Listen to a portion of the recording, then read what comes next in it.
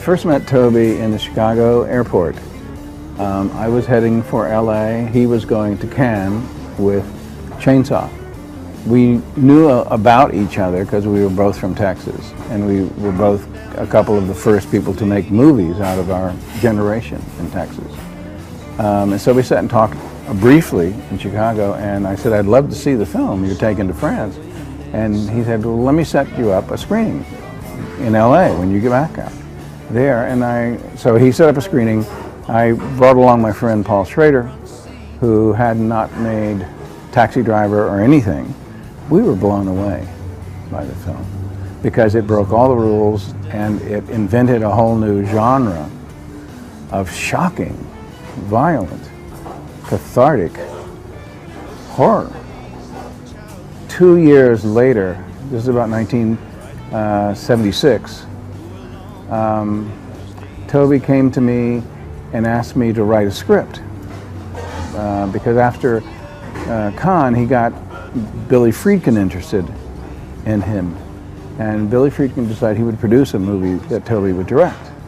We didn't make it, and right as I was finishing that, my friend Jim McBride came to me and said, let's do Breathless.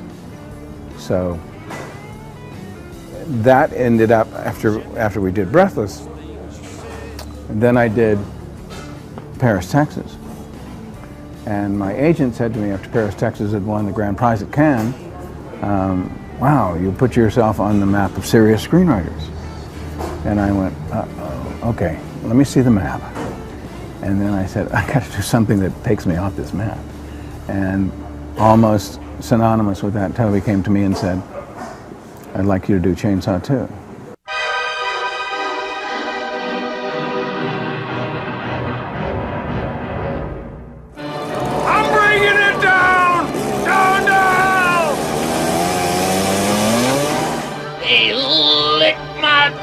You dog dick! You've done it again! But I knew that if we were going to do the second one, it had to be different from the first one, and Toby and I both agreed on that.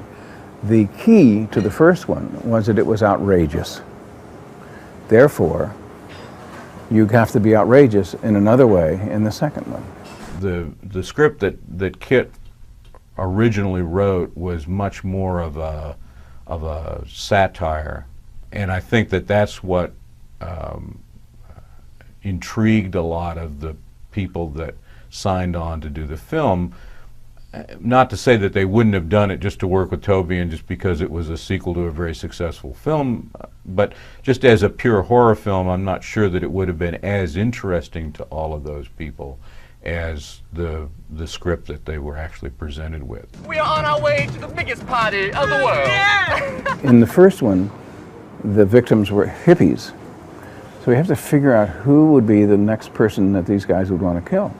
And I went to the mall in Dallas and looked around, and there were all these people running around in pastel sweatsuits, buying all kinds of stuff. And they were yuppies. It was like, oh yeah, that's who they want to kill. So that gave shape to, okay, then they were to be in a chili contest that a yuppie organization had sponsored. I mean, it was like the pieces of the elements of the story were there, and that's when we tried, okay, so it was about the Sawyer family. We gave them a name. Number one, the Sawyers are number one. And then we gave Lefty Enright, the Dennis Hopper character, a family. He was the uncle of the kid in the wheelchair who was killed in the first one. Franklin. And then as he got into this, he discovered that Stretch, the lady DJ, is his illegitimate daughter. So I mean, there's two family stories interfaced here. What was interesting is that this family is very vulnerable. That's why they sort of fall apart. I mean, what we did was give Leatherface an inner life, which he didn't have in any of the other movies, really. That he falls in love with this girl. You know? And that it is, I mean, what we were also doing at the time was satires of all these teenage movies that John Hughes was making, this whole chain of teenage movies, which we were calling it. We got to also mess with that too. You know. Well, this is for Rick the Prick. He wants to hear bright lights, big titties. Wrong. I don't want to hear it. I want to see it. But the tone of the film was to make it a comedy. I'm the Lord of the Harvest. Who's that? Some new health food bunch? Because you didn't want to make a serious film out of this. If you're going to do it again, you have to blow people's minds in another way. So he also invented the idea that there was a love story between Leatherface and Stretch, you know, which wasn't going to work out, as she says. This is just not going to work out. What about me? Listen, this is not going to work out. So the characters and the way they were portrayed, the Chainsaw family this time around, they were totally eccentric, and there was the heart and soul of each of them was absurd. Fuck you, idiots! You vultures have balls, you both big bitches! Look what your brother's done now, you cool shit! It took about 3 weeks to do the first draft of the script. So by the middle of March, or the end of March, we were headed to Texas to secure locations. Then we started pre-production in April, and the weekend before we were to start shooting, Canon sent down a studio exec who announced to us in a production meeting on Sunday night, we are taking $1 million out of your budget. What the shit? I started rewriting. I rewrote during the entire shoot of that film. The script was a work in progress. I mean, Kit Carson, the writer, was working on that the whole time we were shooting. As a matter of fact, the prop man, Mike Sullivan, looked over his shoulder at one point and said, "Kit, you can quit writing that scene, we just shot it." So, shooting began, I think, in May, and then we shot, and I have a script that it says June 28th, final, and we finished shooting on the 4th, so that script is pretty much, I mean, I was rewriting the whole time. I mean, you know, when you rewrite during production, the pages have a different color with each rewrite. And this script was like a rainbow. Never seen that many colors in a script. And it worked. Script, I think, was pretty awesome. And he was there, you know, and he acts, and he was there all the time, and he was very interactive. He was very collaborative, as was Toby. By the end of it, we had 3 crews shooting simultaneously. And for the last 3 days of the shoot, we had 3 crews shooting simultaneously, just to get it all in. Because we didn't compromise with what we wanted in the movie. Then we just had to develop a strategy of how do you do this. So we made the cut, and then we had a screening, cast and crew screening, and the audience laughed throughout the film. And the screening was in the screening room at Canon. And at the end of the screening, Toby comes to me and says, "Uh-oh." And we go into a meeting with Canon, and they say, "We want to see the monsters. We want to see the monsters. That's what the audience wants. We want to see the monsters." So take out all this stuff, and they were like stunned that the film was funny, which if you'd read the script, you would know that it was funny intentionally. I don't know why they didn't get that, but that was the moment at which things changed, and they did whatever they wanted to do. We preserved as much of the film as we could, but basically this whole subplot of Dennis discovering that Stretch is his illegitimate daughter. Lefty. Sister. Lefty. Which has a heart to it, you know, and gives both of them some emotional juice in going through this story. That went away. The whole movie is about family. and the craziness of family, and families moving apart and coming together. And all of that storyline was lost, and it was really, it was pretty terrific. You know, there were some really terrific moments that I think would have fleshed the whole thing out and made it a lot more entertaining. I don't really have any complaints about the product that Canon created, the contraption of the film that they created, because there was nothing anybody could do about it. You know? We're glad that the film is the film, you know? Because people don't get to make movies, you know?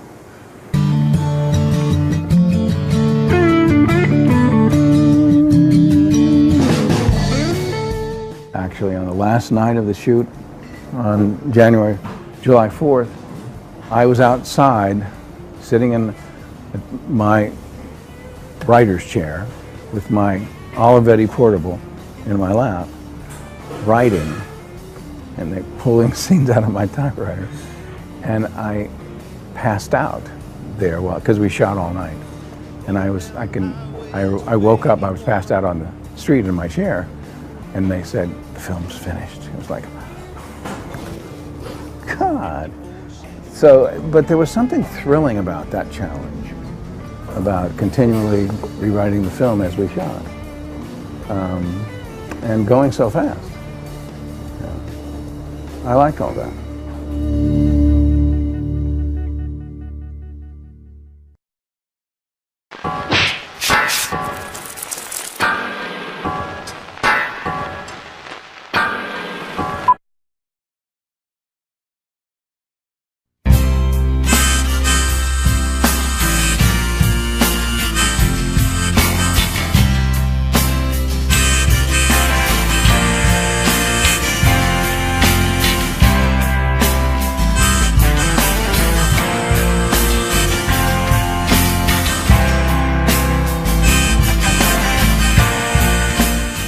Toby sort of deputized me to be hit the beach and go to Austin. He wanted to use Couros because he knew Couros.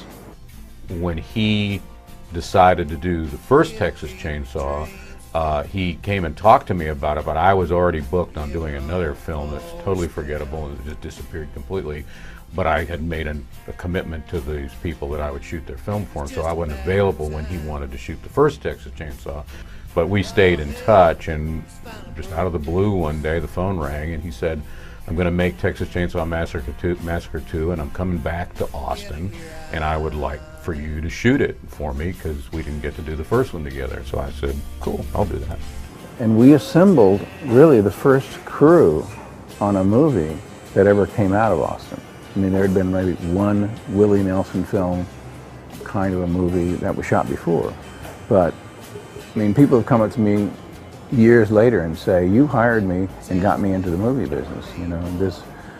It's like Kerry White. Kerry White was just a local artist, and we looked at his stuff and went, this guy's perfect. Texas Chainsaw Massacre Part 2 is the second feature that I ever did. I got a call from Couros, and I knew all these people, and it was happening very quickly, and they needed to, I think the thing that drove the whole process was a release date for the show. And boy, it was just an exercise in spontaneous filmmaking. It was just, it got put together so fast, it was unbelievable, you know. The design aspects of Chainsaw were so many. I mean, it was a huge film with no budget, you know. So Carrie's fond of telling that story about walking into a high school or grade school class to talk about making of Chainsaw, and they asked him what the scariest part of Chainsaw Massacre was for him, and he said the budget meetings. I think that he did an absolutely brilliant job of, with limited resources and limited time, of creating this underground world that most of the film takes place in. Kerry White's set construction, set design was perfect. I don't know how it could have been better. Every diorama, every bit of set dressing brought such authenticity to the film, made acting almost incidental. There was no need to think about what you were doing. You could simply respond Well, the sets were incredible. It should have been frozen in time, and just to have a big cocoon put over it and become the haunted house of all haunted houses. And people would flock from around the world to go to this. Who knew? And it was a terrifying place because the way it was lit, the ability to use light to me is one of the single most important things in filmmaking. There's genuine artistry in that. This film is very lucky in that the people who got involved with it are top in the imagination quality of their work.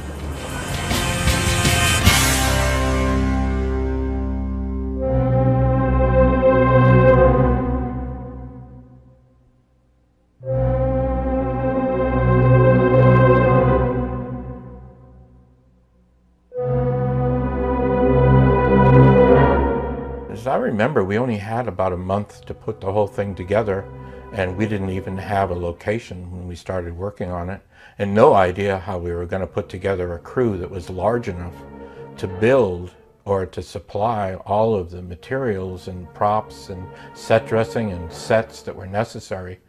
They delayed starting pre-production because they had a script that they had run an initial budget on, and the budget was too high, and so they were forcing Kit and Toby to go back and cut some out of the film and cut the budget down. So there was some wasted time there, but I think we probably had, it's hard to remember, maybe 5 or 6 weeks. The most challenging thing about it was just to get it, decide what to do and get it done so quickly, because there was just, we were under such extreme pressure to get it done. So we all kind of hunkered down at 501 at Texas Pacific Film Video, or as it was then known, Third Coast Studios, which Richard Corus had, and we started building a model of the interior space of the Austin American-Statesman press room, and started putting in, we were using tubes from paper towels, toilet paper, anything that was tubular to do that basic tube structure, and then try to figure out where the other spaces in that building might be, because most of the film was shot right there in that building. It was just physically such a difficult place to work in.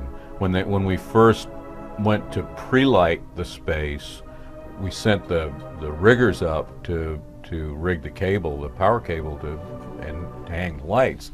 And these guys would go up, and it was hot, so they were just wearing shorts and t-shirts and stuff, and they would go up onto the beams and the rafters. Well, remember, this place had been a newspaper printing plant for 40 years or so. They would come down from the rafters, and they were literally black. They got so covered in printer's ink, they looked like Nubians when they would come down and take a break. It was just amazing. You know, they were just completely covered. It was quite amazing. When the sun goes down and the moon comes up. The radio station set, what we wanted to create there was a kind of a place that had a sense of potential menace. The radio station was great. They had begged, borrowed, and mooched from everybody on earth, because you could pick up anything and it had the owner on the back. Barbed wire samples or clocks, or, you know, so it looked like a radio station. Lou Perry's character was he was a wow man, and we just kind of said if he works in a place, it's going to be a pretty wild looking place. So, you know, we kind of fed off that and dressed it accordingly. We were sort of in sort of a hyper-realistic, hyper-naturalistic mode as far as how we were lighting the thing. We wanted everything to be pretty dramatic and to easily let us tweak it into a real sense of menace, where there were deep shadows and things that were hidden and things that you couldn't see, and at least there was implied menace, if not real menace. But at the same time, we didn't want that to be telegraphed when you first went into the place, so that the lighting changes as the dramatic action changes, but it's still recognizably the same place.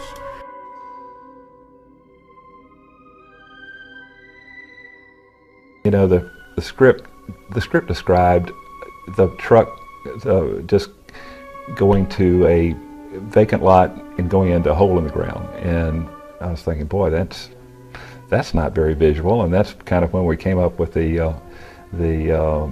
old abandoned amusement park idea, which sure was a lot better than kind of a hole in the ground. And then we used the amusement park, and then in the old press room there at the Statesman building, we created this subterranean cavern that was their lair, and that was really a lot of fun. It was, we had a lot of fun with that one.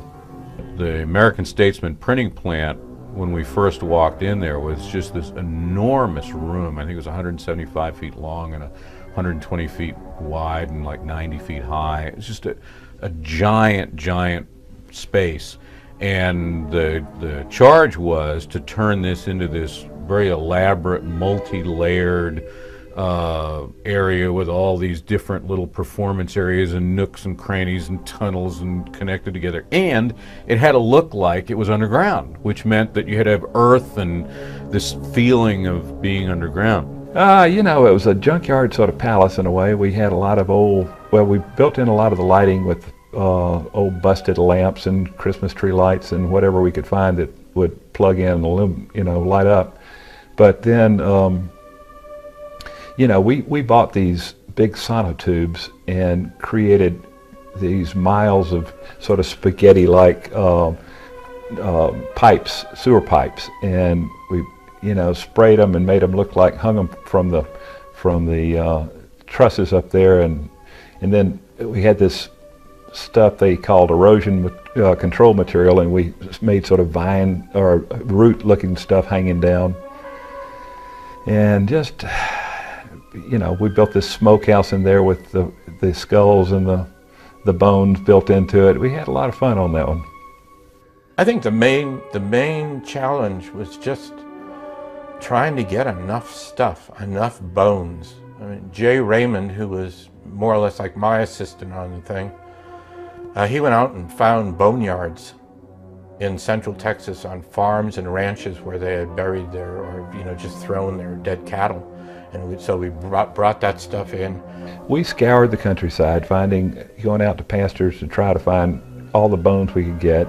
We went to the Salvation Army and bought all this old furniture, and we made the most outlandish sort of Baroque bone furniture you could ever imagine. And whatever was missing on a table or chair, we substituted bones. And I remember walking into the warehouse there one day, and they'd come back with a bunch of bones that were still a bit on the green side, and it just, whew, it was like, God, how do you guys stand it in here? And they were like, you get used to it after a while, it's okay. The big lighting task on this whole film, especially in all the underground stuff, was just concealing the instruments in such a way that we could shoot pretty fluidly and pretty flexibly. Another great example of that, and I think we came up with a couple of really innovative solutions on the film. The sequence where is the long chase through the tunnels. When Toby first told me about that, I said, how are we going to light this? Because we're on a wide-angle lens, we're pulling back through a tunnel that's maybe 8 or 9 feet high, and that's maybe 15 feet in diameter. Where am I going to put lights? We're not building this from scratch to where I can have the set people build areas that I can withdraw the lights into. It's just a metal tube. So where am I going to put lights? So what we decided to do was sort of build into the character of the Chainsaw family that they were pack rats, that they just collected shit.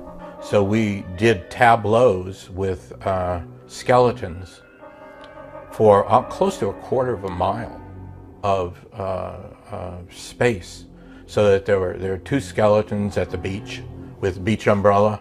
There's a dog that Carrie remembered from Ellis Mercantile, a prop house in L.A. It was a dead German Shepherd, and we put him on a treadmill. And then of course, there was Franklin, who was left over from the first film with the flashlight, and he's in his wheelchair. And a lot of the stuff they stored there were old lights. And so some of these lights worked. They were old lamps and floor lamps and table lamps and strings of construction lamps and stuff that they had salvaged. And so what I had the art department do was just literally go out and get truckloads of old lamps from junkyards and from antique stores and so on. And we just mounded these things up along the edges of the tunnel, and we lamped up and rewired and made to work most of those lights. I mean, we were faced with doing close to a quarter of a mile of chase space. So you have to be able to switch things out. Honestly, there were a lot of wonderful creative people on there, and it was such a spontaneous thing. It was just like, okay, this is what we're going to do, and everybody just killed themselves and made it happen.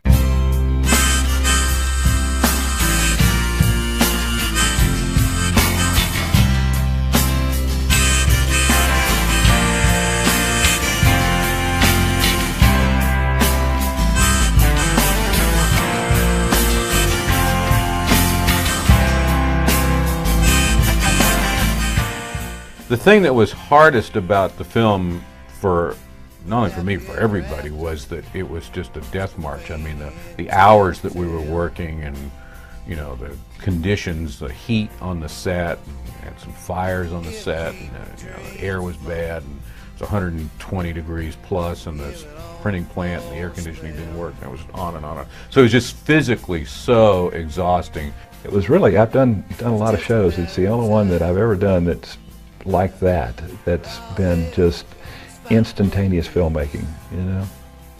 You know, I'm one of these people that doesn't need very much sleep, and for the first time in my life, when that film wrapped, for the next 3 weeks, I had to take a nap every day just to kind of catch up. I walked out of there on the 4th of July, and I had been in that building for like 32 hours straight.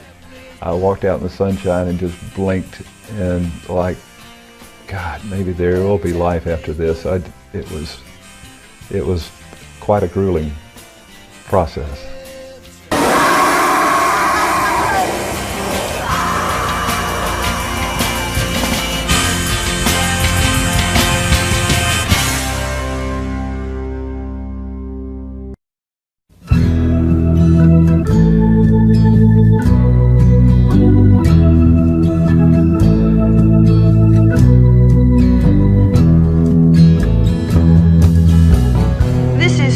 Your fearless reporter, live from Dallas.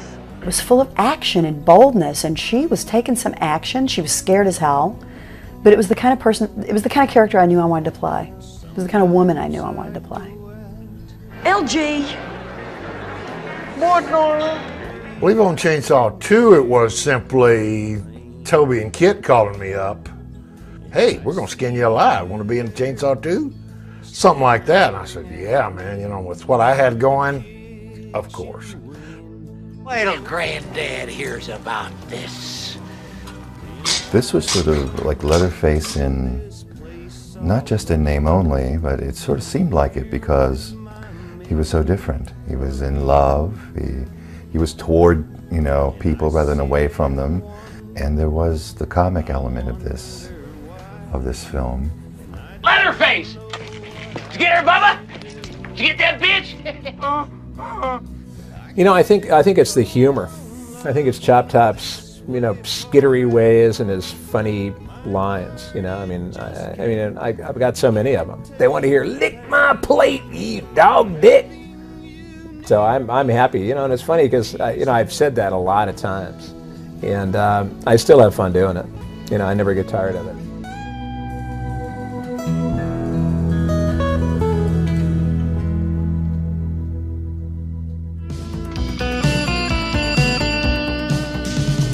Red River Rock and Roll Request Line, this is Stretch.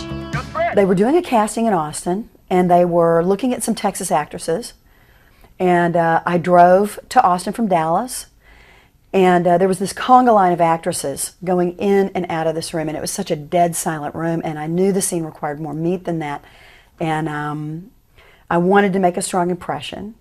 And so I went to the end of the hallway, all the way to the end, and it was probably about 10 yards, 15 yards. Went to the end of the hallway and I ran screaming, which is what the script said. That's what it said. I ran screaming down the hallway. I busted through the doors. I pulled them, Kit and Toby, out of their chairs, grabbed their chairs, and I piled them up in front of the door. And I played the scene. Sometimes I think that's what it takes. You've got to show that you're going to do the job. I love working with Caroline. I mean, she's a, she was a local girl, local meaning, a Texan. Fortunately, we both had relationships. She didn't have to, kick me away with her Texas boots. And, but I just loved working with her. I mean, it was really a lot of fun. Hey, what's in here? Record vault. Oh, where you keep the golden oldies? What I do remember the most was that she was an incredible trooper because she had to go through some horrendous things in the making of the film, and she never complained. I mean, she was willing to do it and do it again and do it again. The first scene I shot was the chili cook-off, and it was the first time I ever met Lou. And we walked through and blocked the scene, but Lou hadn't shown up on the set yet. So as we rehearsed, that was the first time I'd ever met Lou. And nearly from the moment I made my entrance into the chili cook-off room and entered into the scene with him during rehearsal, we clicked. We just clicked. I'm not sure if I knew what to make of this high-energy girl with her distinctive looks, and we're going for this energetic girl, and so it was very giving. That stuff in the radio station, I think that's probably where we started, and it went well, and it was fine. And I think that relationship was Stretch's grounding, her entire grounding for the whole film. And it just worked on so many levels. It's another cussing caller. You little ass gonna be in big trouble over that tape, girl. Nope.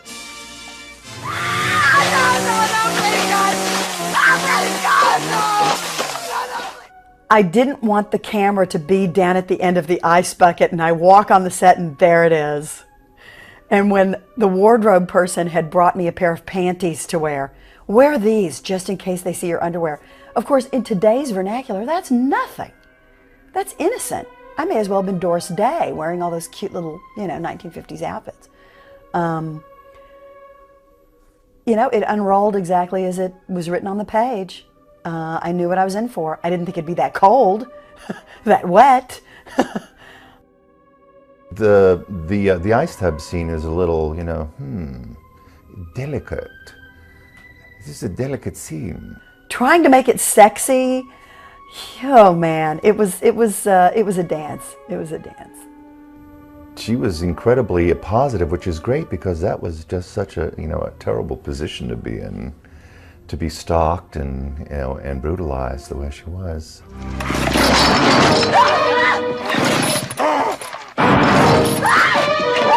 We actually at one point joked about creating a Scream Academy for horror film actresses, because we actually came up with gradations of screams with a certain guttural quality,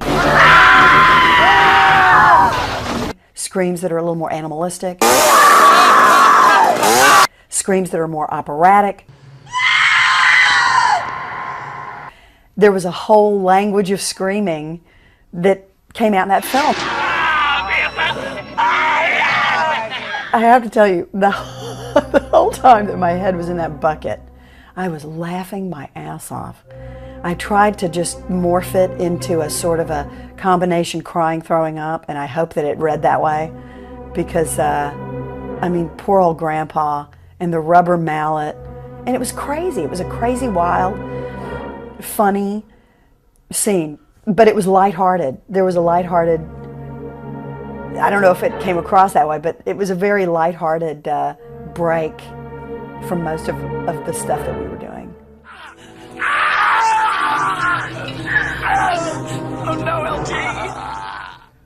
That was gross. It was just gross, and I felt sick, and I hated there was the smoke LG's makeup as he's dying. And I had a real emotional attachment to Lou at that point. We had become good friends. We had really bonded as friends.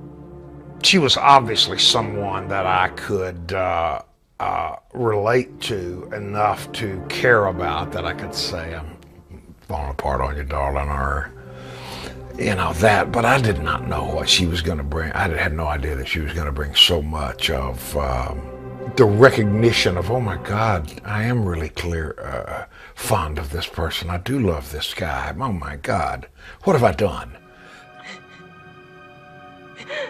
LG,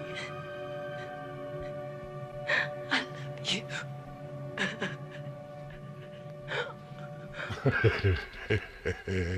I don't think he's dead yet, really. I don't think he really died. I think he got married to Stretch and they moved away. That's what I think. Anyway.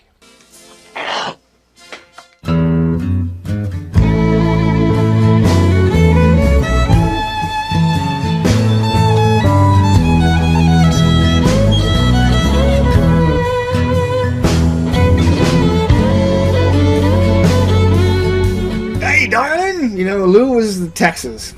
If you know, there was a Texan, big, tall Texas guy with a Texas accent. Uninhibited, completely uninhibited, it was Lou Perryman. He had such a great feeling for life that, again, he was willing to persevere, not only persevere through everything, but actually have a good time doing it. Of course, he has a long relationship with Toby, too, so they, you know, their friendship was, you know, was very evident through the film. Oh, what an opportunity for LG. Oh, man, you know, I just played with him.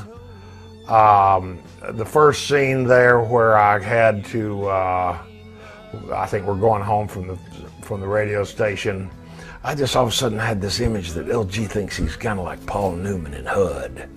You know, that he's really cool looking, you know, and that he can lean up against the door and profile and it'll just knock her out. You know, that she'll just swoon. So I was operating on that. And then, you know, the next thing I know, Toby walks up to me and says, what do you feel like doing here? I said, you know, Toby, I feel like spitting.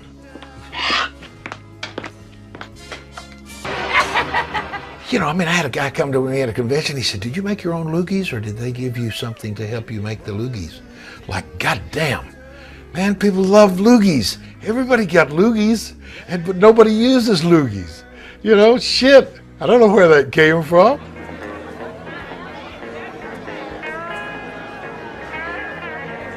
The Fry House, man, you know, that has legs that are beyond me. Because it's just like, in that line, built your little fry house. Oh, man. People swoon over that. People just make out. I met my #1 fan in the world, and I just had the hunch. I was at a convention, and she came up, and she had told me that she watches it every Halloween, and I put my arm around her, and somebody's going to take a picture, and I said, built your little fry house, darling. And she just went, oh.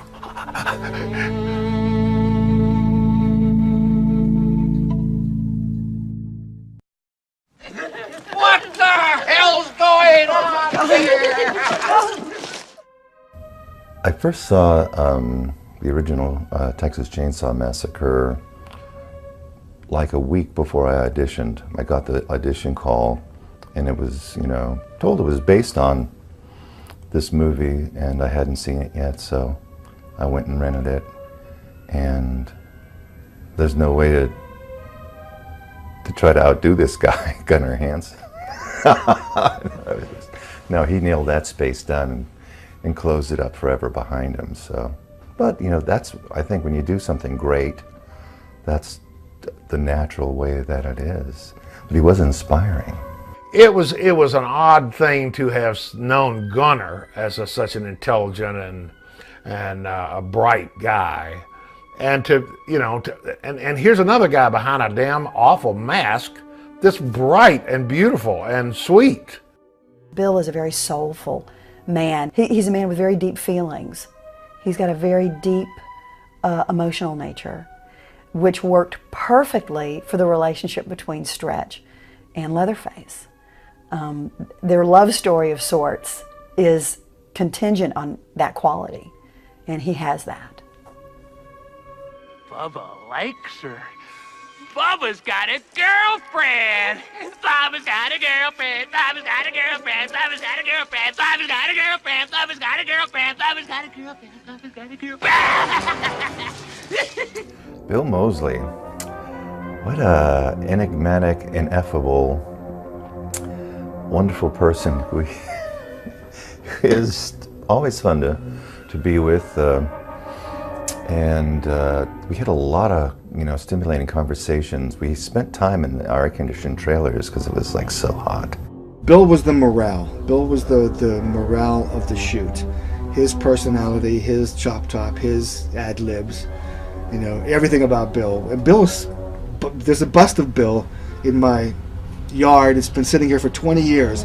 It's the actual bust we made of him to create the makeup, and it's aging over there.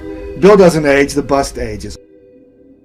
Well, I had seen the original back in '74 or '5. I saw it in Boston in the Combat Zone on an afternoon matinee, the second end of a double bill with Enter the Dragon. After seeing Chainsaw, it really, bummed me out. I became afraid of rural America. And, like what is in those sausages, glistening in that little rotisserie at the gas station. And it bummed me out. Bill Moseley, Toby said there was this guy who's like, he went to school at Yale, and he is an actor, and he made a short called Texas Chainsaw Manicure. We went out to Staten Island and took over Sonia's Hair Fashions one Sunday afternoon, and shot the Texas Chainsaw Manicure. Oh, it's heavy! And I was out visiting a buddy of mine from school who lived out in Sherman Oaks, and who was a screenwriter who was turned out to be ended up being a very famous and wealthy screenwriter. Anyway, my friend Pete, and I brought a copy of the Manicure out just to amuse people because it was kind of like nothing else to do with it. And he took a look at the Manicure and he thought it was hilarious. And he said, you know what, why don't you leave this copy with me, because I have an office right down the hall from Tobe Hooper. Well, at least you didn't mess me up. And I had done a little cameo as the hitchhiker at the end of the Chainsaw Manicure, where, it's my wife that has gotten this wonderful manicure, and I go, hey, that's great, honey, we should celebrate with some head cheese. And I actually went out and bought a lump of head cheese, which I don't advise, and I actually licked it in one take, which really was a bad idea. But anyway, Toby, liked that characterization. And I said, well, geez, that was me, Tobe. And he said, well, if I ever do a sequel, I'll keep you in mind. 2 years later, I got a call saying, where do we send the script? Is there a wire cut here? Well, then they wanted me to shave my head because of all the chop top makeup really wasn't going to really work with a bald head cap, and so they wanted me to shave my head, and so I would have shaved my ass and walked backwards for that part. Bill was our buddy. We convinced Bill to shave his head to take an hour off the makeup process. We couldn't very well put a bald wig on him, so we convinced him, to shave off his head. And we actually socialized with Bill. We would happy hour together because he spent a lot of time with us. That makeup took 4 hours at first. I think we got it down to 3. So whenever Bill was on camera, which was a lot, he came to us first. So it was a lot of time in our studio. I was always sort of on edge with him. And I was always a little bit afraid of him. Even though I liked him very much, and he was certainly basically a very civilized guy. There was still that unpredictable, edgy thing that endures to this day. Moseley was crazy, but he wasn't crazy. He was a good guy, kicked back, but he got into his role real easy and real quick. I was, as Kit Carson said, Bill as we knew him was gone for those 8 weeks. And I became Chop Top. Told you to go check it out, boy, before I start kicking your ass. Some kind of crazy booger just skits through here.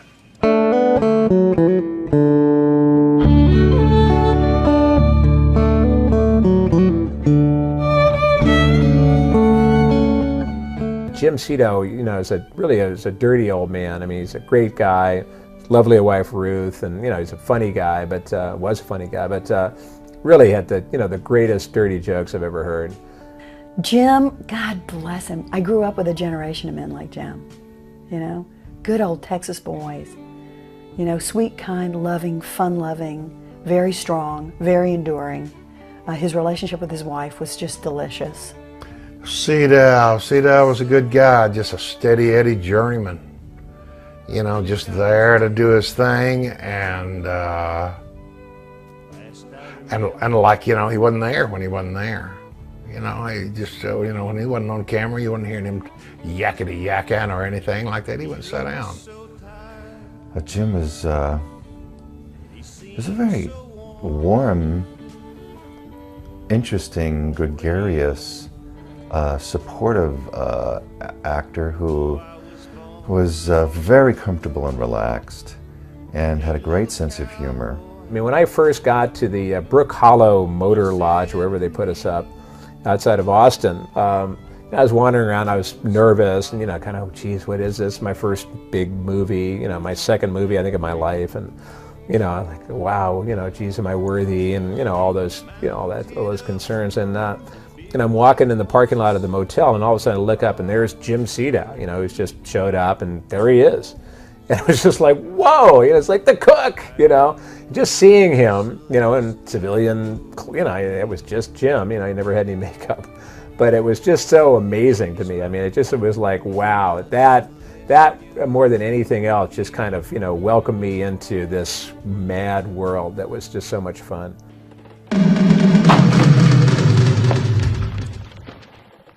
Boys, boys, boys. What the hell's going on here?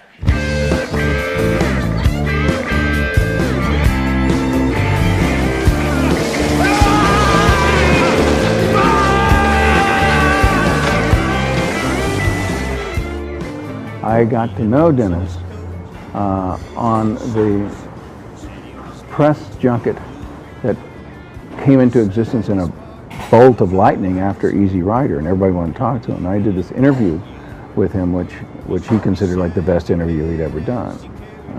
And we just went as close to the edge as he could go, and then like fell off and came back. You know? So I knew that he was the right soul for this. And he in no way acted like it was beneath him or that he shouldn't have been there. He was a complete professional and really, you know, dedicated to not only trying to make the character be what Toby wanted it to be, but, you know, real participant. He had technique, which I had not yet really acquired as an actor. He had an ability to shape and mold every moment to maximize that screen time for the audience. He was so geared to what he thought the audience would want to see. That was an ongoing education for me. Dennis Hopper would, when Toby would say action, Dennis Hopper would spin, just stand up and spin as fast as he could and make himself dizzy. So then when he stopped, he had this look in his eye, you know, that I guess he wanted. He's a method actor, you know, so that, I learned a lot from that. I mean, watching his technique, you know. And his 50th birthday was on the set. And we brought in a big cake, and Dennis disappeared. And he came back and went, "Rah!" He had a chainsaw, and he cut the cake with the chainsaw. Yes, in the spirit of things. I'll take you back to hell! I'll take you!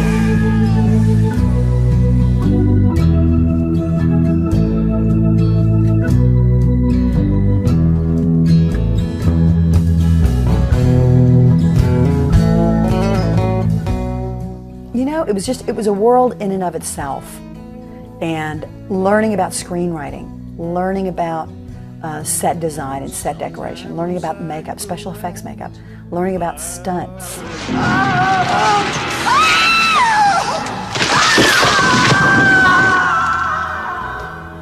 I just feel so glad to have been part of a cast that was so ensemble oriented. everybody pitched in. Okay, yeah, you need to shove that saw in my nose harder. Yeah, go for that. That's good. Yeah, twist it. That's it. Good. Now we're doing it. I'm amazed at the people that write me and email me that they love Chainsaw 2, that there was some character thing in it, like the Fry House, man. This unrequited love of this guy that calls this girl darling, and she says, "Don't call me darling." He says, "What's wrong, darling?" You know, he just doesn't get it that she doesn't want his affection. And there's something beautiful and pure about that. And that was written for me. I brought what I brought. But that wasn't in Chainsaw 1.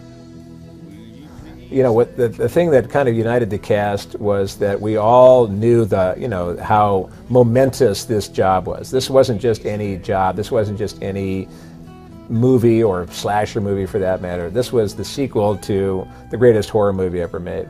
The Saw is family.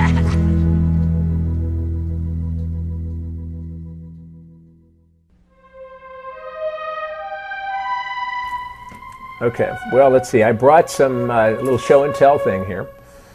This is the original Chainsaw 2 coat hanger, or one of them. And this is actually the Chainsaw 2 lighter. And I think it might still have a little bit of gas in there. Whoa. Yep. Ooh, yeah. Napalm crinklies. This is actually the, the original chop top costume. Some of these buttons, of course, you could never see them on screen, but here's a nice one that says hippie with a haircut, Texan till I die, and my favorite, don't be scared, I just ate. There they are, the original chop top teeth. I am actually going to put these in my mouth. And you can see this transformation from this handsome, middle-aged gentleman to, a psychopath. Ready? Here we go.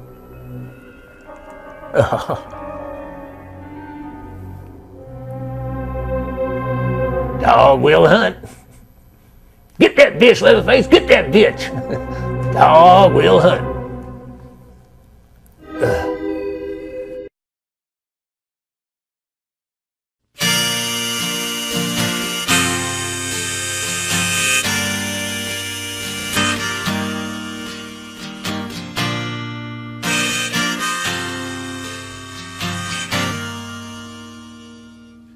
One, two, three, four.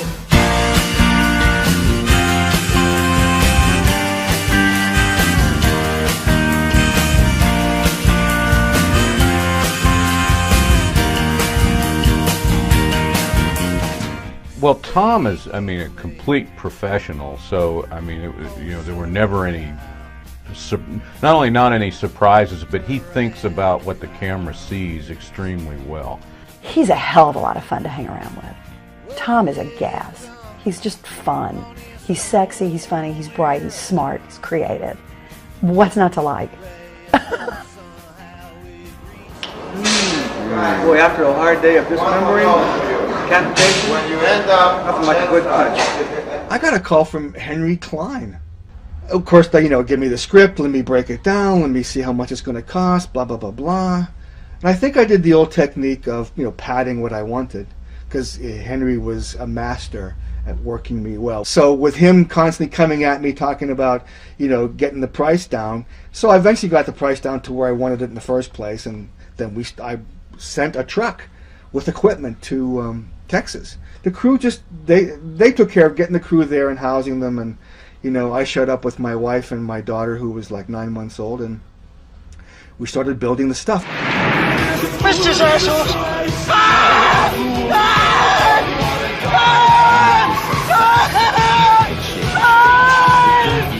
Well, that was a tough one, when getting the yuppie's head to come up. And Sean McEnroe and I used to sit in the parking lot at night, long after the day was done and dinner was gone, and just trying to think how to do that. How to make the top of the... Because I wanted to use the real actor. Fake head, you look at a fake head longer than 3 seconds, it's fake. So how do we get the real actor's head to split open, So we came up with the idea between the two of us of making a fiberglass dome that fit on the real actor's head and putting a rubber in there or a balloon and just blowing it. And when it inflates, it would of course lift the fiberglass dome. Okay, now that was the premise. Now we know we can make the severed appliance with hair on it come apart and pump blood out of it, maybe initially on the real actor. We eventually cut to the fake head from behind, and I still to this day hate the editing of that. Because the blood just kind of shoots out, you know, and it's like you don't see the brains ooze out. It just didn't look in the movie as good as it looked when we did it, with a head opening, the brains oozing out, and the blood shooting out. We even took styrofoam peanuts, the packing ones, and dyed them red and put those in there so you'd have some brain-looking stuff flying out, you know? But it's not in the movie. It didn't happen. Are you mad at me? Leatherface, I wanted that mask to look like it was a combination of at least two people, 2 or 3, and that's what it is. There's a face here. There's another face here. This one has a beard. This might be from somebody else, you know. So they were colored differently, and they were, you know, ethnically different faces. And Mitch Devane sculpted Leatherface based on that premise. I wanted it to be different people, you know, and he did a great job. Let's see your lips there for a second. As a matter of fact, wait. He's a happy guy. Bill Johnson was, to me, I connected with Bill because he is really an actor, you know. And, you know, and that's really, you know, I came from acting, directing. I did 7 years of repertory theater. I appreciate actors, know what they go through, so I connected with him, and there's some stuff on camera of getting him to be Leatherface and improvising. You know, I tried to get them all to do that. I mean, that's a real schizophrenic, you know, freaky looking mask. He was very studied and talking, you know, quietly, making sure things were running smoothly. But his crew, they were awesome. I think I'd like to give you a tattoo.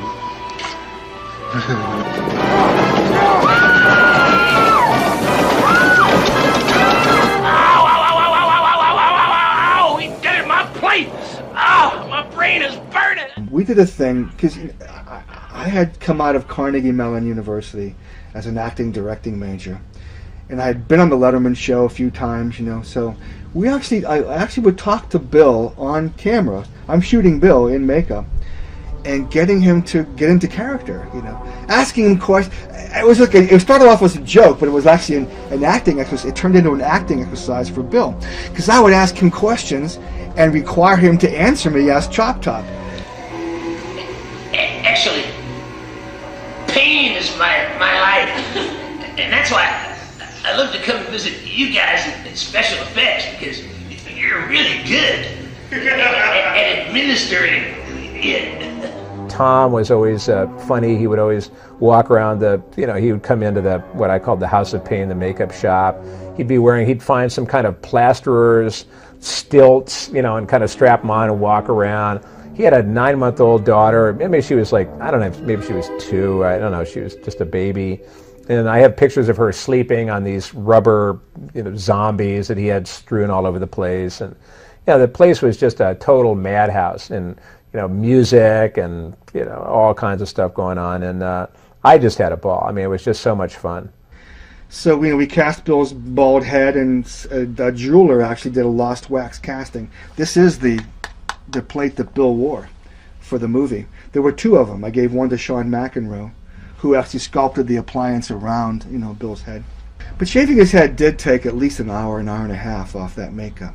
And it was easier for Bill, too, you know. Hey, Grandpa, Bubba's got something to show you here.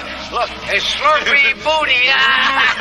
Yeah, Grandpa's makeup, that was 9.5 hours. The first time we did it, you'll see it's all white foam latex. John Vulich, who owns Optic Nerve now, sculpted the entire, using Dick Smith's technique of breakdown appliance makeup on Dustin Hoffman for Little Big Man. But John did his own sculpture, of course, in rendition of that. But it's basically the same technique. And they actually let us hire the actor for Grandpa. I wanted somebody who was really skinny, because that makes more sense, you know, to have somebody that old to be frail and skinny. So they sent us a whole lineup of actors, you know, and we picked Ken Everett.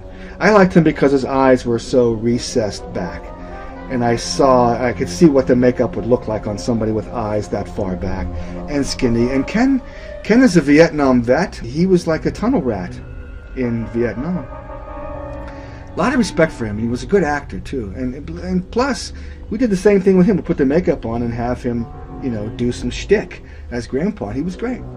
We begged Toby, you got to get a close-up of those eyes, because he wore lenses as well. And the combination of his makeup with those lenses was pretty cool, so we were constantly, can we do the shot now? Toby got tired of us asking him for a close-up of Grandpa, and he didn't. No, it stands up. It stands up. It's an excellent makeup. I mean, I had the best crew, Gino Crognelli and Gay Bartolos and Bart Mixon and Mitch Devane. I said John Vulich, didn't I? Yeah. No, these guys were great.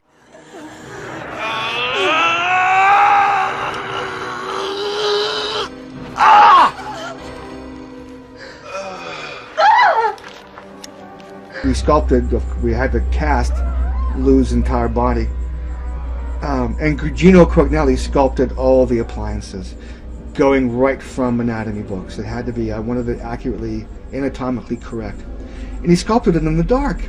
It's like, you know, we had a studio with major lights on tables for where we're working, and he was off in the corner without those lights. I said, Gino, can you see? Every day, Gino, can you see? Yeah, I'm fine. And the sculpture is incredible, you know? And it was sculpted, as far as I remember, in the dark, you know? So it was, you know, the leg pieces, and then the whole chest, and then the head was a breakdown makeup with separate appliances that went off. And Toby just loved that. I mean, it was just... And we didn't put a lot of blood on it, because we didn't want to cover the anatomical correctness of the pieces, and they were right on. I still have those pieces. The makeup we planned for, I think, to be ready at 8 a.m., so I went in something like, or 8 or 10 a.m. So I went in something like midnight or 2 a.m. And they had built a slant board. They're planning ahead, figuring I'd go to sleep, which I did. I was tired, and you know, it was time to go to sleep, so I went to sleep, and I woke up looking like a freak. Literally, I slept virtually through it. So, you know, I probably I got down to my underwear, and then they just built those appliances all down me, because they had made a cast of the leg, the right side of the chest, and the head. And I just woke up looking like that. It was, yeah, it was absolutely amazing.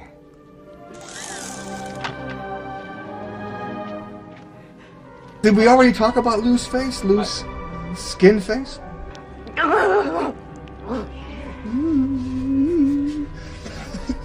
This is the actual piece. This is 20 years old. You know, it's funny because, you know, we designed the makeup apart from them. We need a quick mask to throw on Lou, you know, for the skin. We need a quick piece, you know, and we put it on Lou, and it fit. The skin matched up and fit the actual makeup of skin. Yeah, it was pretty creepy. And Caroline wore this as well, you know. That's it. Yeah.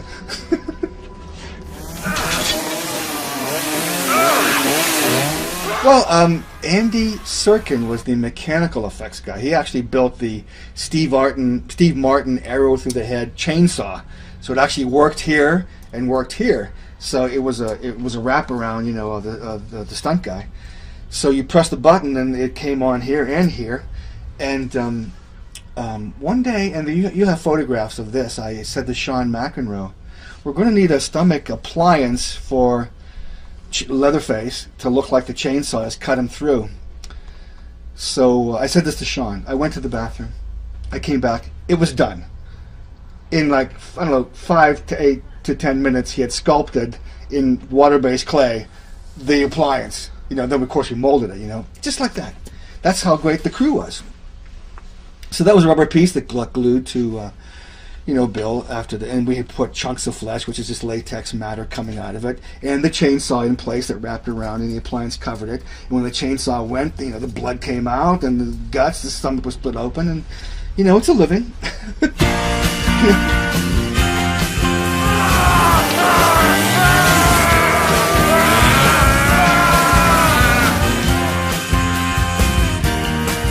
The atmosphere was great. I mean, watching Toby work, this was something you don't see every day. you know, a guy with a chainsaw and a guy with a plate in his head, and grandpa makeup. All of it was very thrilling, you know. It was like where I wanted to be at that moment in my life, you know. So, and it was great when the movie was over because we all, you'll see on the tape, we all just stood by the pool and just fell in the pool at the hotel, screaming madly that it was over, the hard work was over, and we could now go home. You know. We went to Disney World. I don't know what the rest of the guys did. Light turn around and I cried on yours.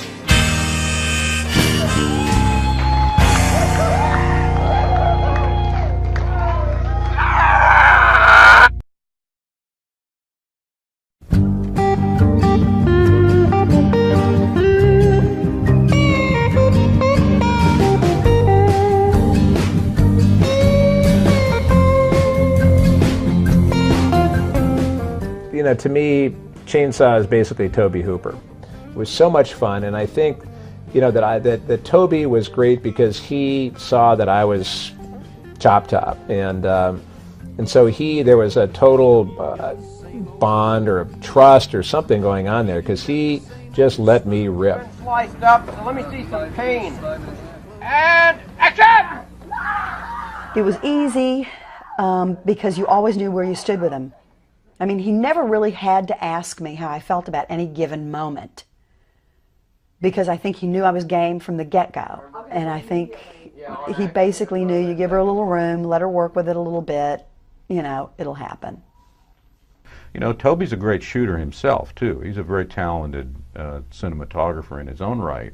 And so it was a real pleasure to work on the film with him because I could comp something and light it and set it up and then, you know, just let him look through the camera or ride the camera on a rehearsal, and, you know, we had a real good cinematographer to cinematographer dialogue in addition to the director cinematographer relationship.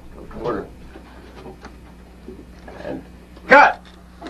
One of the best I've ever seen. I think we had our sweetest time in a way when I got skinned. And then I think for the first time, you know, we had the opportunity to really just be there together, and everybody was going to hold until we got ready with what we're going to do. Of course, we had already had the debate about, really, when a family skins you, do they really leave some Longhorn boxer shorts on? Or do they skin them off? And I told Toby, okay, I'll do it naked. I'll do it naked if you want to. I could see Toby going, I don't know how we do that. Yeah, I might get a camera up in here and On the set, he was demanding, but not rude, you know, kind, polite, but getting what he wants, you know, over and over again. I mean, we shot takes over and over again. And he had this great voice, but don't forget, he was smoking Monte Cristos. So, he's my hero, okay? So, you know, but I loved his voice. I loved his look. He had a beard, you know, hair. Kind of like the way I look right now, a Mo haircut and a beard, you know. And Toby was just covered with hair and those big glasses and that stogie. And he was, yeah, he had that sort of, you know, it was kind of that Beatles haircut, which has not changed as far as I know over the years. And, I mean, he's meticulous, Toby. His imagination is being manifested really strongly all the time. And he trusts people. So it's not like he's a control freak either. He's got a very nice, easy presence on the set, but you know that he's going after something. I just remember him being an enthusiastic yes-sayer, being willing to hear from the actor, you know. What do you feel like doing here? I feel like this right here. Yeah, that's good, like that. Hang that piece of skin up there. Okay. God damn, is that my old face over there? God. Yeah, man. Oh, you know, Toby's such a character, man. I can see him right now. He walking around there, chomping on that cigar, and, you know, always had a Dr. Pepper in his hand. You know, that was somebody's full-time job, keeping him with Dr. Peppers. I used to get in his MGB, and there'd be so many Dr. Pepper bottles in the floorboards on my side that I couldn't get in. Just about couldn't get in, because he's going to take them and trade them. He always had a Monte Cristo and a Dr. Pepper And so I bought him a hat that would hold 2 Dr. Peppers with a tube that came down for him to sip off it, so he could smoke and drink at the same time without holding the cans. Toby would come in, he'd come in with his briefcase, he'd sit down in his chair, he'd open up, okay, let's get number 1. He literally went through that entire film with never not having a Dr. Pepper in his hand. Then all of a sudden from off over here, you know, you see a hand come in, slam down the opened Dr. Pepper in the cup holder on his director's chair, click, you know, you get that cigar going and you go, okay, let's take a look at a rehearsal. All right. We're going to pull that off without the thunder. Okay, good. Here we go. Rolling! I knew Toby wanted to do, and so did Carrie, that he wanted to do a different film than the original Chainsaw. He did not want to do the same movie. And so he was always open to whatever it is we were going to try to do, you know, and he just let us go. So he sort of brought electricity, a lot of electricity in with him. And then the energy level and the intensity and the vibrational rate would increase exponentially until we got up to speed where he was satisfied. And then we would see, you know, start rolling on this, and then, so that was always kind of far out. Time for incoming mail! Scene where I'm, you know, beating LJ with a hammer in the radio station. You know, we did, you know, 12 takes of that.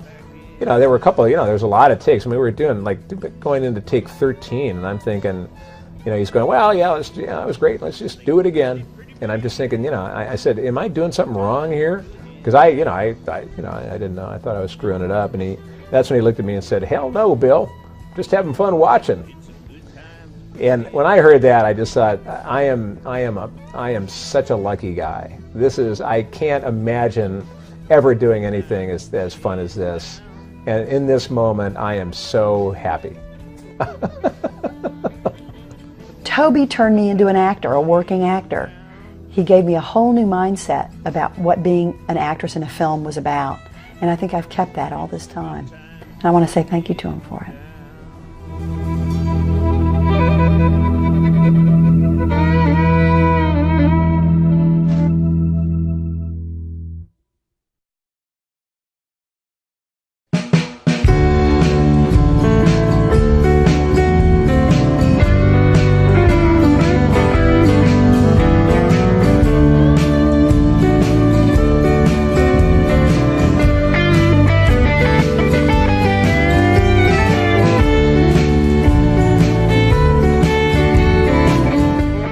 Post-production of the film actually started before we wrapped shooting.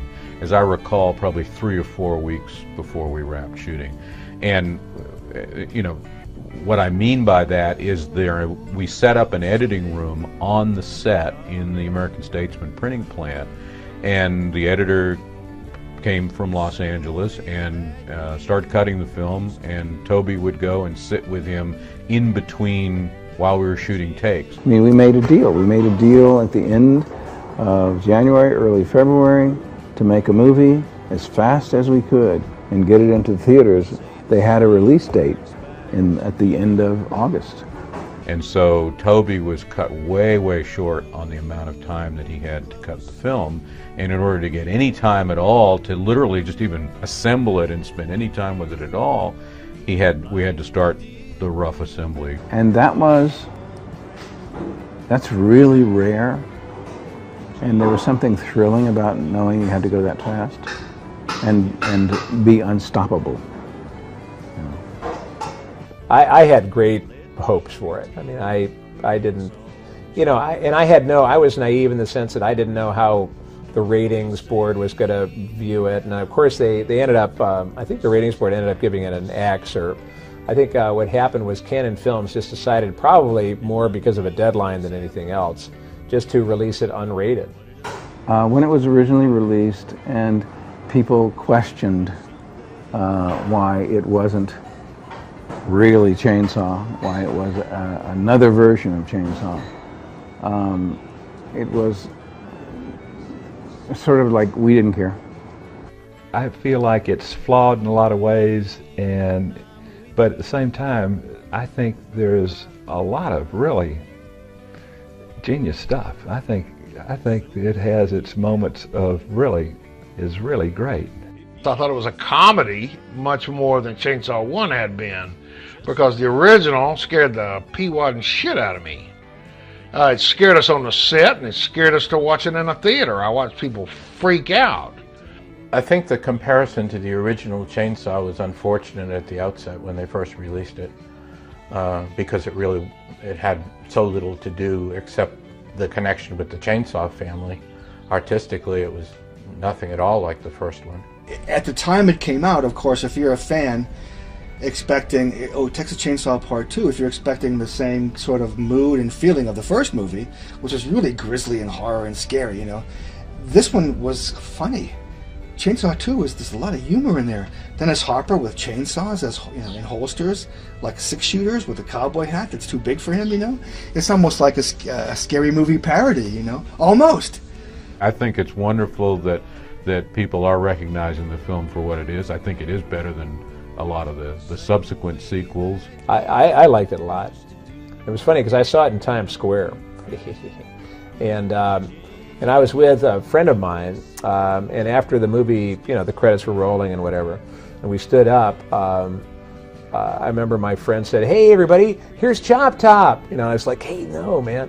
And people looked around. They looked at me and they didn't see Chop Top. They saw just another guy. But there was one guy I remember, kind of a long-haired guy, black leather jacket, and he turned around and he kind of studied me, and then he just he held out his hand and said, "Really liked your work, man." And I looked down. I was going to shake his hand, and it was in fact a cold metal hook. I went, "Okay." Yeah, so I knew that things were good. That's the core audience right there. What I loved about the fans, they know the dialogue in the movie. They go to midnight screenings of the movie that now have taken on that Rocky Horror personality in some theaters. It's developed a cult status that I think it really richly deserves. And I think it's a matter of that something works. If something doesn't work, it's just people aren't going to like it no matter how long it's around. The fans have been great. They have been just absolutely amazing. They were right about something that we did, and you don't always know when you're doing something how much legs it's got, how much distance it's going to travel. A lot of people put so much effort into it, and a lot of wonderfully creative people put a lot of effort into it. So that it makes my heart glad that it does get some appreciation. I mean, it was a film that put us. You have to understand, at the time the world was very small still, so the noise of disappointment had no real effect on us because we knew what we had done. And then when we got people coming out of nowhere saying we love it, then that was great. And today it is the cult classic Chainsaw movie. I mean, everyone talks about that. Chainsaw 1, of course, is the classic, but the cult favorite is Chainsaw 2, according to what I gather from conventions and fan mail, so. It was one of those experiences where we're still pals. So, Bill and Caroline and Lou and Tom Savini, we're all really, we bonded on that because, not because it was, because of adversity, but just because it was, really what we loved to do. It was crazy, but it was crazy fun. And I'm really glad that I did it, and I'm glad that people like it. I'm really glad that people like it. It's fun to talk with people about it. And I hope people continue to enjoy it. It got me to where I am today. It brought me a professional life that I wouldn't have had. It brought me to California where I met my husband, and I had my kids, and I have my family. And 20 years later, it's sort of coming back to kiss me on the cheek a little bit. I'm real happy about that. Thanks for asking me all these questions, and thanks for supporting Chainsaw 2. Giddy up! I don't know why they didn't get that, but that was the moment at which things changed. And they did whatever they wanted to do. We preserved as much of the film as we could, but basically this whole subplot of Dennis discovering the stretch is his illegitimate daughter. Lefty. Sister. Lefty.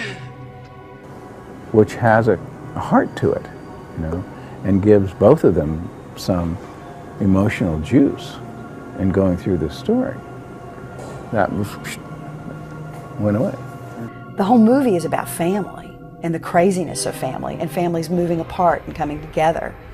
And all of that storyline was lost, and it was really, it was pretty terrific. You know, there were some really terrific moments that I think would have fleshed the whole thing out and made it a lot more entertaining.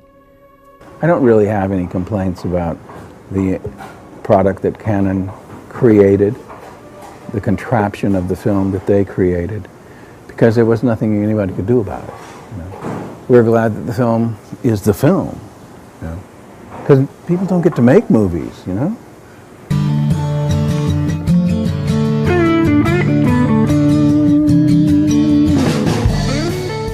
Actually, on the last night of the shoot, on July 4th, I was outside sitting in my writer's chair with my Olivetti portable in my lap, writing, and they're pulling scenes out of my typewriter. And I passed out there because we shot all night. And I woke up, I was passed out on the street in my chair, and they said, the film's finished. It was like, God. So, but there was something thrilling about that challenge, about continually rewriting the film as we shot, and going so fast. Yeah. I liked all that.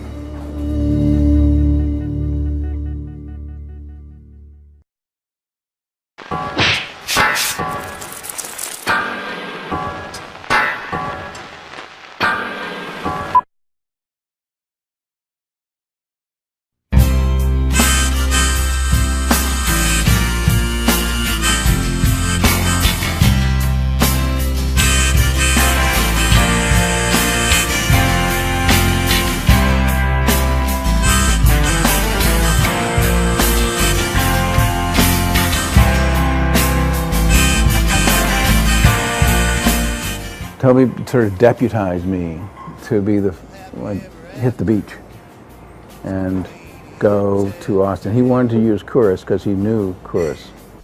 When he decided to do the first Texas Chainsaw, he came and talked to me about it, but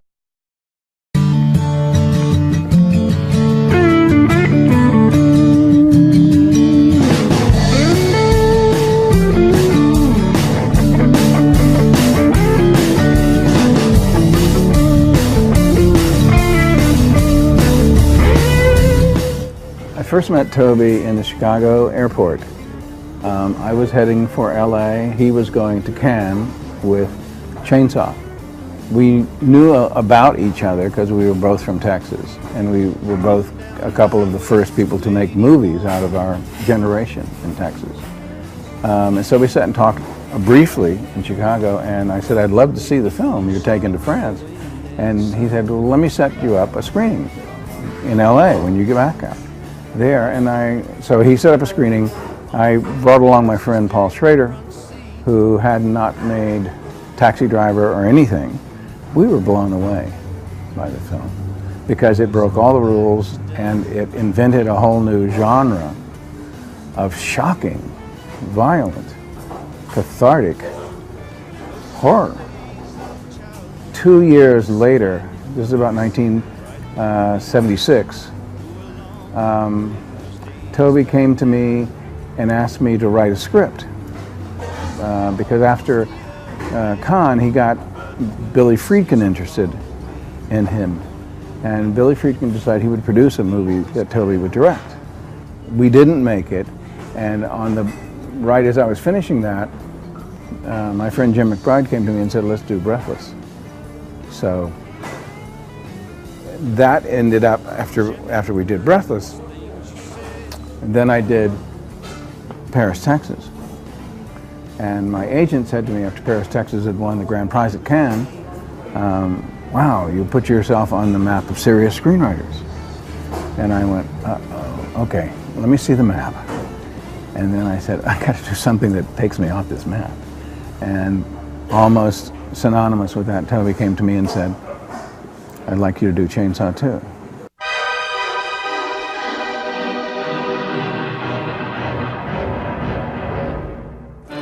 I'm bringing it down! Down, down! Hey, lick my plate, you dog dick! You've done it again! But I knew that if we were going to do the second one, it had to be different from the first one, and Toby and I both agreed on that. The key to the first one was that it was outrageous. Therefore, you have to be outrageous in another way in the second one. The script that Kit originally wrote was much more of a satire, and I think that's what intrigued a lot of the people that this time around. They were totally eccentric, and there was the heart and soul of each of them was absurd. Fuck you idiots! You vultures have balls, you both big bitches! Look what your brother's done now, you coon shit! It took about 3 weeks to do the first draft of the script. So by the middle of March, or the end of March, we were headed to Texas to secure locations. Then we started pre-production in April, and the weekend before we were to start shooting, Canon sent down a studio exec who announced to us in a production meeting on Sunday night, we are taking $1 million out of your budget. What the shit? I started rewriting. I rewrote during the entire shoot of that film. The script was a work in progress. I mean, Kit Carson, the writer, was working on that the whole time we were shooting. As a matter of fact, the prop man, Mike Sullivan, looked over his shoulder at one point and said, Kit, you can quit writing that scene, we just shot it. So, shooting began, I think, in May, and then we shot, and I have a script that it says June 28th, final, and we finished shooting on the 4th, so that script is pretty much, I mean, I was rewriting the whole time. I mean, you know, when you rewrite during production, the pages have a different color with each rewrite. And this script was like a rainbow. Never seen that many colors in a script. And it worked. Script, I think, was pretty awesome. And he was there, you know, and he acts, and he was there all the time, and he was very interactive. He was very collaborative, as was Toby. By the end of it, we had 3 crews shooting simultaneously. And for the last 3 days of the shoot, we had 3 crews shooting simultaneously, just to get it all in. Because we didn't compromise with what we wanted in the movie. Then we just had to develop a strategy of how do you do this. So we made the cut, and then we had a screening, cast and crew screening, and the audience laughed throughout the film. The screening was in the screening room at Cannon, and at the end of the screening, Toby comes to me and says, "Uh-oh," and we go into a meeting with Cannon, and they say, "We want to see the monsters. We want to see the monsters. That's what the audience wants. We want to see the monster." So take out all this stuff, and they were like stunned that the film was funny, which if you'd read the script, you would know that it was funny intentionally. Signed on to do the film, not to say that they wouldn't have done it just to work with Toby and just because it was a sequel to a very successful film, but just as a pure horror film, I'm not sure that it would have been as interesting to all of those people as the script that they were actually presented with. We are on our way to the biggest party of the world. In the first one, the victims were hippies. So we have to figure out who would be the next person that these guys would want to kill. And I went to the mall in Dallas and looked around, and there were all these people running around in pastel sweatsuits, buying all kinds of stuff. And they were yuppies. It was like, oh yeah, that's who they want to kill. So that gave shape to, okay, then they were to be in a chili contest that a yuppie organization had sponsored. I mean, it was like the pieces of the elements of the story were there, and that's when we tried. Okay, so it was about the Sawyer family. We gave them a name. Number one, the Sawyers are number one. And then we gave Lefty Enright, the Dennis Hopper character, a family. He was the uncle of the kid in the wheelchair who was killed in the first one. Franklin. And then as he got into this, he discovered that Stretch, the lady DJ, is his illegitimate daughter. So I mean, there's two family stories interfaced here. What was interesting is that we took, this family is very vulnerable. That's why they sort of fall apart. I mean, what we did was give Leatherface an inner life, which he didn't have in any of the other movies, really. That he falls in love with this girl. You know? And that it is, I mean, what we were also doing at the time was satire of all these teenage movies that John Hughes was making, this whole chain of teenage movies, which we were going to, we got to also mess with that too. You know? Well, this is for Rick the Prick. He wants to hear bright lights, big titties. Wrong. I don't want to hear it. I want to see it. But the tone of the film was to make it a comedy. I'm the Lord of the Harvest. Who's that? Some new health food bunch? Because you didn't want to make a serious film out of this. If you're going to do it again, you have to blow people's minds in another way. You know? So he also invented the idea that there was a love story between Leatherface and Stretch, you know? Which wasn't going to work out, as she says. This is just not going to work out. What about me? Listen, this is not going to work out. So the characters and the way they were portrayed, the Chainsaw family. I was already booked on doing another film that's totally forgettable and it just disappeared completely. But I had made a commitment to these people that I would shoot their film for him, so I wasn't available when he wanted to shoot the first Texas Chainsaw. But we stayed in touch, and just out of the blue one day the phone rang and he said, I'm going to make Texas Chainsaw Massacre 2 and I'm coming back to Austin and I would like for you to shoot it for me because we didn't get to do the first one together. So I said, cool, I'll do that. And we assembled really the first crew on a movie that ever came out of Austin. I mean, there had been maybe one Willie Nelson film kind of a movie that was shot before. But, I mean, people have come up to me years later and say, you hired me and got me into the movie business, you know. And it's like Kerry White. Kerry White was just a local artist. And we looked at his stuff and went, this guy's perfect.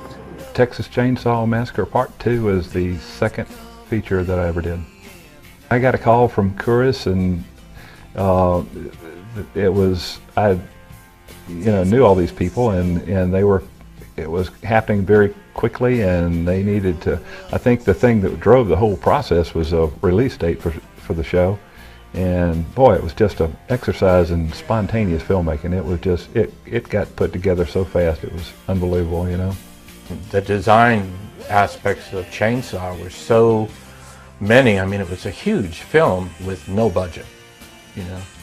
So Carrie's fond of telling that story about walking into a high school or grade school class to talk about making a chainsaw, and they asked him what the scariest part of Chainsaw Massacre was for him, and he said the budget meetings.